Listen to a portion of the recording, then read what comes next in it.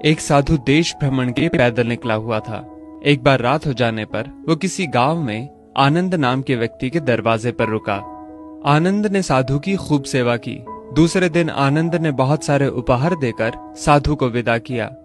साधु ने आनंद के लिए प्रार्थना की, भगवान करे तू दिनों दिन बढ़ता ही रहे।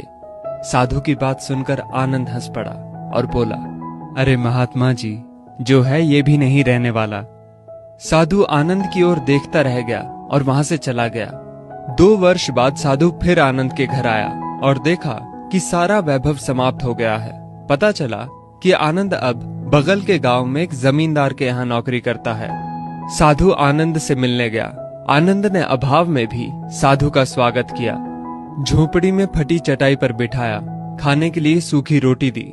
दूसरे दिन जाते समय साधु की आंखों में आंसू थे। साधु कहने लगा, हे भगवान, ये तूने क्या किया?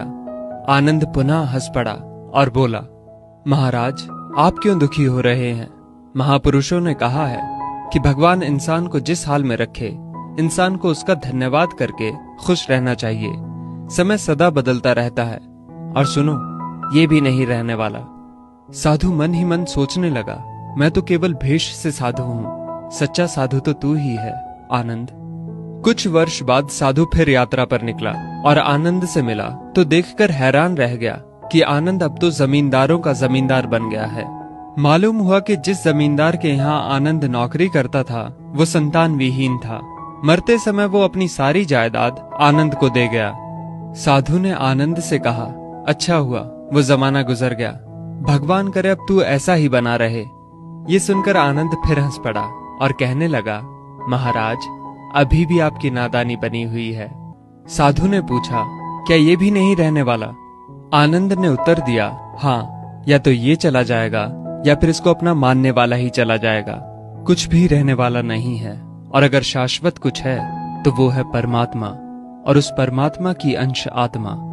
आनंद की बात को साधु ने गौर से सुना और चला गया। साधु कई साल बाद फिर लौटता है तो देखता है कि आनंद का महल तो है, किंतु कबूतर उसमें गुटरगू कर रहे हैं और आनंद का देहांत हो गया है।